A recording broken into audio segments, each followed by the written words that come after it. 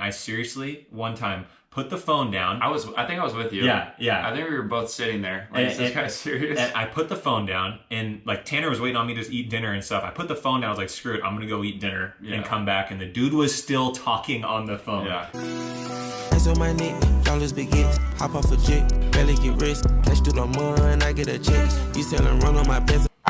What's up, everyone? It's AJ Lapray. I'm here with my best bro, Timo, Tanner Morgan, the one and only. We are here today to tell you guys how to become a college basketball player at the D1 level, D2 level, D3, community college, any of that. We're here for you guys to answer questions and help you out, to give advice. I'll let Timo start, just give a little brief background of where you went to college, what you did. I did a lot of things, and I'm innocent. So give him a brief rundown of your college basketball journey. So straight out of high school, I went to a junior college in Casper, Wyoming, and I was there for 2 years. So it's a Division I junior college. So the highest level of junior college. I guess there's other levels, but you were playing against D1 guys. Oh yeah, everyone there was a bunch of D1 athletes. They, some guys go to JUCO and then they go to the NBA. So I was there for 2 years at Casper College. So you can only play 2 years at JUCO. And so I got done there and I transferred to the University of Northern Colorado, where I was there for 3 years. I redshirted my senior year, but I played for 2 more. Awesome. I got a list of questions that him and I are both going to answer. Hopefully it helps you guys out a lot, and will give you some inspiration and motivation to work hard and kind of follow the journeys that Tanner and I both had, which were very difficult and a lot of hard work. Learn from us. Yeah. We, made some mistakes. Some things went good. Some stuff was bad. Definitely. But learn from our journeys. Yeah. So I played college basketball at 3 different schools. University of Oregon, my freshman year. I transferred to Pepperdine University, where I was there 3 years. And then I graduated there, got my undergrad, and then went to Rice University to play grad school. And we're just going to get into some detail about our high school experience in getting recruited and how we handled it, and hopefully some positive information for you guys all moving forward. And it's one of those things we've both been able to figure out through basketball is the process of getting recruited and being on all these different teams has built us up to like conquer all sorts of different things outside of basketball. So this isn't just advice for only basketball players. This is definitely life advice for just moving forward with anything, dealing with adversity, definitely. I'm just gonna start out with, I'll ask you the question, you answer, then I'll answer right afterwards. So when were you first recruited? First time being recruited, there was some schools when I was like a sophomore in high school maybe that, would reach out, like Seattle Pacific, I want to say was one of them, and like Willamette, one of the schools local here, Willamette University, which is a D3. Yeah. So they reached out, just trying to keep their name in the back of my head and stuff like that. So that was like the first time I got recruited, and I thought it was pretty cool, kind of a big deal, and I was like, oh, this is like a serious thing. And so, I didn't really start getting seriously recruited until AAU. Yeah. And that's when I really started to get recruited by multiple schools and like actual interest in talking to them back and forth. I feel like most guys that have played at the D1 level, they all started out getting recruited by really small schools. Yeah. And him and I are both the same in that way. It's where we got recruited by local schools, and then it kind of just progressed to more and more. I think we both wanted just like more and more after we got our first like looks at recruiting. I thought how cool it was, and just it kind of fueled our fire definitely to get better and better. Next question, when was your first offer? First offer out of high school, not out of junior college. I remember yours was George Mason? No, I wasn't even thinking D1. I was thinking like Concordia. Oh yeah. Well, yeah, so we used to go to Concordia, one of the schools up in Portland, which is, what level are they? I think they're NAIA. I don't know. Yeah. I think they're the top division NAIA. Actually, I think they're D2 now. NCAA D2? Yeah, they are now, within the last couple of years. But we used to go to their open gyms. And like 8th grade, freshman year, like really young. We'd go play with them, and we'd talk to the head coach, and he's like, look, if you guys don't have anything else, like, you guys have a spot on our team. So there were really a lot of soft offers like that we got from like small schools that saw us play. They're like, okay, realistically, I don't think we'll get these guys, but hey, if you want to come, you can. Yeah, stuff happens. Yeah, exactly. And definitely stuff did happen in college. So we're glad we made those connections with different schools. And that's the thing about recruiting. You got to like hold all your relationships and all your connections with all these coaches. I'm sure him and I can both go through our phones, our contact information, and we have over 50, 100 coaches we could easily call up, and they'd be like, "Oh, what's up, Tanner? What's up, AJ?" And that's the thing. I don't know if we'll get into later with the questions, but there was times where, especially later in high school and in mostly my JUCO years, where I was getting recruited by coaches, and there were smaller schools where I didn't want to go there, and I was just kind of give them the cold shoulder. Didn't really want to talk to them. I would ignore their calls, like wouldn't text back and stuff like that. But coaches move schools all the time, they move up to another level, and they'll get the head assistant job at a Division I, or they'll get the head coaching job at a Division I, and then you don't have that connection because you didn't make it when they were at a NAIA so you just gotta. That's one thing I wish I would have done, is kept more doors open and just made connections with everyone, no matter what level, because you never know what's gonna happen. Okay, so what was your first D1 offer coming out of Casper College? Well, University of Northern Colorado was my first official Division I offer. My first offer was Seattle Pacific. I think Seattle U. Okay, next question. What was the most difficult part about being recruited? Yeah, it was stressful for me. I had no idea where I wanted to go. Yeah, and I just had all these people texting me, and I wanted to get that Division I offer from someone, but I think the hardest thing was just keeping those connections and talking to these guys. It's like dating. Yeah. Like they call you a couple times a day. And it just gets so annoying after a while sometimes. Yeah. It's it's so stressful, but you want to keep building those relationships to find out who's real and who really wants you to come play for them, I remember there'd be times where, I'm not going to say what coach, but their coaches would be on the phone and they would just be talking for 10 minutes straight. And I seriously, one time, put the phone down. I think I was with you. Yeah. I think we were both sitting there. Is this guy serious? And I put the phone down, and Tanner was waiting on me to eat dinner and stuff. I put the phone down. I was like, screw it, I'm gonna go eat dinner and come back. And the dude was still talking on the phone. Yeah, I think I was there. It was unbelievable. It was in the living room at my house. Yeah, I remember. So there's a lot of glamorous things that come with being recruited, and then there's a lot of just bullshit that comes with being recruited. It sucks. You got random coaches from different schools you never heard of texting you at all hours. Hey, what's up, AJ? How's it going? And you don't text back in 30 minutes. They're like, are you doing okay? Is something wrong? Did we do something to make you not text me back?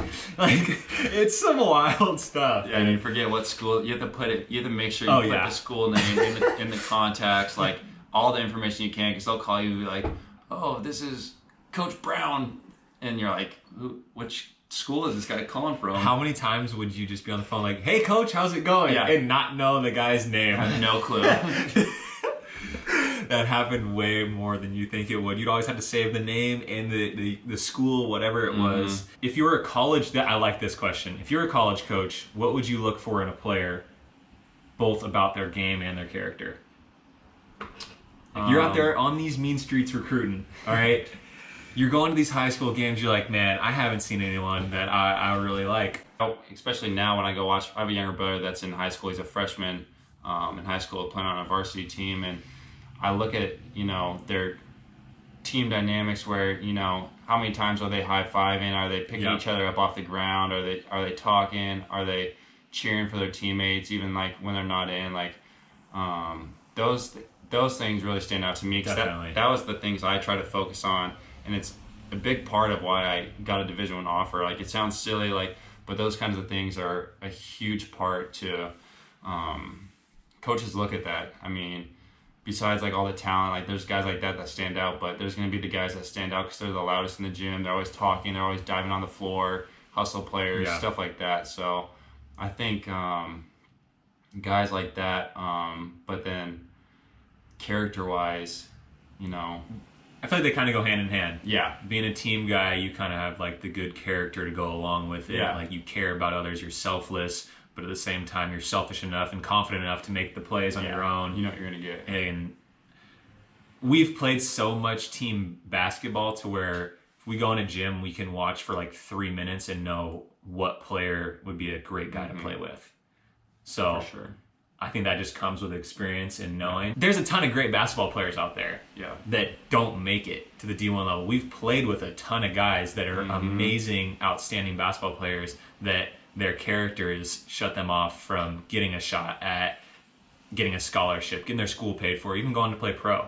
So I would say always just having like the energy effort guy, the one that's positive, the one that truly cares about the team's success. Yeah, I mean, just playing at the JUCO level, that's every guy is.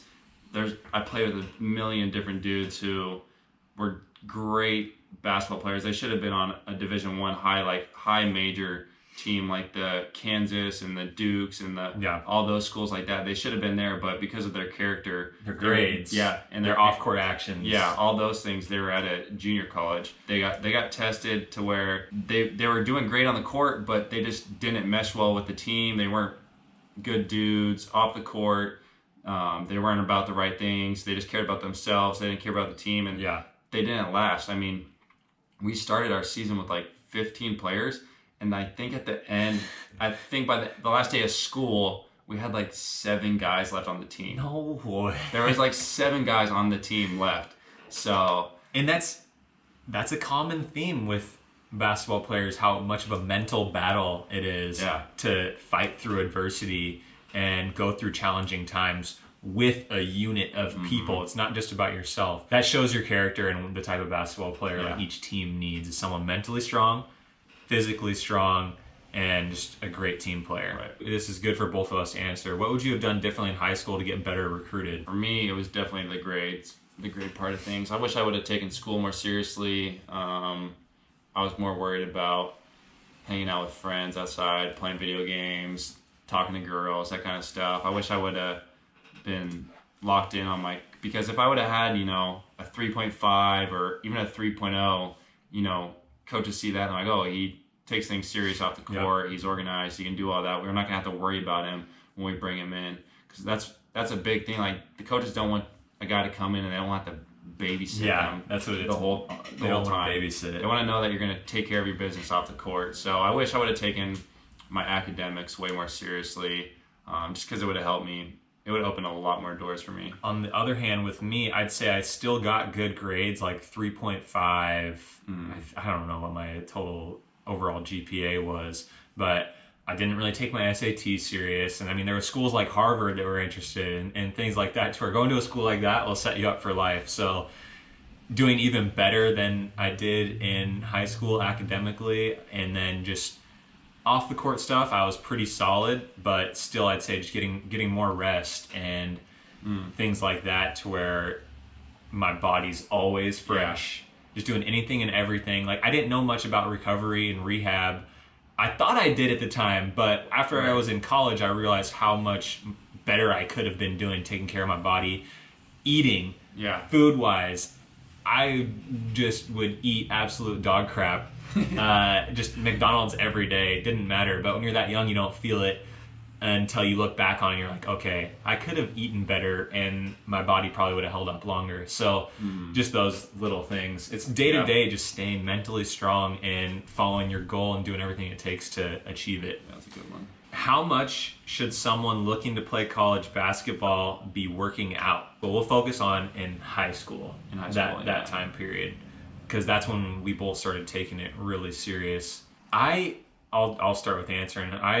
I feel like we both worked really, really hard. We, after school, would go do a basketball workout for an hour or so when we do individual workouts, and then we'd go lift or do strength and conditioning, one or the other, on the track in the weight room, something like that. And then we'd usually go play open gym. I'm just thinking off season, like workouts. So that usually totaled into somewhere from like 4 to 5 hours. And then we would take off days, but we would always still be active on our off days. Yeah, for sure. So time-wise, I feel like it's more about doing it smarter than harder. Some people get focused on like, oh, I need to be in the gym for 9 hours tomorrow. It's like, oh, you're not going to be working game-like for 9 hours. Yeah, for sure. I mean, it's not about the time. It doesn't like, oh, I was in the gym for 2 hours. It's like, what did you get done while you were in the gym? Exactly. Because as long as you're in the gym and you're being productive and you're working hard, you could be in there for 45 minutes to an hour and you could get a great workout in. And there's other guys that could be in there for 2 or 3 hours and they got up, a couple hundred shots. Just messing around, not even sweating. Yeah, not game pace shots, just, so that's why it's good to have like a trainer or someone else to work out with. Like we worked out together a lot, you had someone else to push you. Yeah. When you're in the gym by yourself, it's tough to stay motivated and hold yourself accountable. So I guess it just depends on, it's more about what you're doing while you're in the gym instead of the time. Yeah. So. I growing up, we used to try to get 500 makes a day, or 500 shots a day. Then it turns into 500 makes a day, and then after a while, it's all about the working smarter, not harder. For when you got to college, because you're doing so much when you're in college, you're like, okay, I need to do exactly what it takes to make my shot crisp and feel right. And some days it'd only be, okay, got 100 makes in, feel great. Other days it'd be like, okay, I got a couple kinks in my shot, I need to work out, getting 500 makes in. So it's a lot about listening to your body as well. What was your favorite college visit you went on? All my answers are Northern Colorado because that's the school I ended up picking. So that one was my favorite. Yeah. Just because most of the time when you go there, you do a lot of stuff, but you also play with the team. So I played open gym, and I played really well, so felt good about that. And I just like the campus, and I like the people around there. But I've also, I took another visit to Western Illinois, and I just didn't. They had me walking around like all day long. Dude. They like woke me up early. Like I had like an early flight, and then I was on the plane forever, and then I landed, like, I got in late, something like that. I got in super late, and then I woke up early. They walked me around the campus all day long, and they had me in all these meetings, and then like, all right, it's time to work out. And I was like, all right, come on, bro. And so they had me work out, and I didn't play good. My legs were like, I don't know, when your legs are just like exhausted and like tight, like I like couldn't jump, I couldn't move, so I didn't play great, and so I didn't really like that visit. They just had me in meetings all day long with like, oh, like, here's the head of this and head of this. People you don't care about at all. Yeah, it's like, people I'm never going to run into. Visits could be as easy as, okay, land where you're going to play basketball with the guys. Now you're going to hang out with them. Yeah. Hopefully you like it. If not, oh well. But they give you this itinerary of hundreds of things you're going to do. And, like, I remember on a couple of my visits, I was like, okay, I had to ask, like, cancel things because I was just so gassed, tired. I would have done that. I was just like, okay, is it cool if I just like get like a 15-minute, like, I just need to get my legs up before I play, been flying, this and that. And they're usually cool about it, but it's so exhausting. You eat really well on visits, though. Yeah, you do. They feed you. Yeah, they do. There's definitely the pros and cons of going on visits. The last and final question is, what did you do to get recruited, to begin the recruiting process? So what started it for me was just playing AAU. Started traveling to the tournaments where the coaches were at. Because it was hard in Oregon to get college coaches to come watch you outside of the local colleges. Yeah. And like Oregon basketball isn't great, so there wasn't like coaches just coming to our games to watch. Because it wasn't super high level. There wasn't a bunch of like really high talented guys. So they didn't really have a reason to come out. So we had to go to them. So we would go to the tournaments where they were at, like LA, like those big tournaments. During the summer. Now everything's making highlight videos and posting your stuff on Instagram and all that stuff. So we didn't really have that. But we didn't have people doing it like now. Someone will make you a highlight video. Not even have to ask. Yeah, like someone just come to your game and do it. There you go. For me, getting recruited, I played on an AAU team in Oregon. We were really good, but it was always the same coaches at our tournaments, and coaches don't come to see you in pool play. They only come for the championship day. They're only coming to look at the championship game. So you have to be on a good team that's winning. We would win all these tournaments on the West Coast, and then I went to play on a different team that played more games on the East Coast, And same thing, if you're not winning, there's not going to be coaches at your games. I remember going through pool play, like, man, there's not many people here. There's little colleges here and there, but then we'd finally get to the championship games and you'd be like, oh, here's the UConn, Florida, all these big Texas, all the big Pac-12 schools. You got to get on a team where you're performing at a high level individually and your team has success as well. So in summary, I'd say with the recruiting process, just be extremely respectful to all the coaches, everyone that you run across, even if you don't really like them. Yeah. You gotta like show your respect and just be a good character guy. You just gotta work hard, show effort on the court, be a team player. To go to the D1 level, you're gonna need to definitely be leading your team in mostly all the categories. Yeah. That's where some people like don't want to hear the harsh reality of it. You need to be putting up points, assists, rebounds, steals, and not turning the ball over. So just try to be the best you can be at all those categories. And if someone sees you out rebounding everybody on the court, they're going to notice. Someone sees you passing the ball to your teammates, they're going to notice. If you're making the open shots, they're going to notice. Yeah, I think just like being humble to where we kind of touched on it, to where like if you're a pretty good player, you get recruited by a couple of Division Ones, and you know a Division Two hits you up or something like that, and just because they're a Division Two and you don't want to go there, don't just turn them down and like ignore it. You know, you got to just be open to everything, make those connections, because you just never know where those coaches are going to end up. So, because that D2 coach is trying to do the same thing. He's trying to get to the D1 level, make some more money. So he might end up being a D1 coach by the time you're ready to go to college. High school basketball is probably the most fun time of basketball. Yeah, it's great. That in playing AAU, it's just there's no other time like it where you're going around playing three games in a day. It's not a business. Exactly. Like college basketball. Yeah. So really embrace how fun it is. Have a great time. Work hard. Try to get better every day. And you'll succeed, and as long as you're trying to be the best you can be, you'll be happy with the outcome. Sure. Appreciate you guys watching. The next video, we will talk about our college experience, specifically at the D1 level, and what that was like. I went to a few different schools. Tanner went to one D1 school, and he had an interesting experience there that we can get into. Thank you all for watching. Appreciate it. Peace. 2-4 coming heavy like we bench pressing, and I'm gonna deliver every time just like a sent message. In the south, then I'm feeling like a pimp.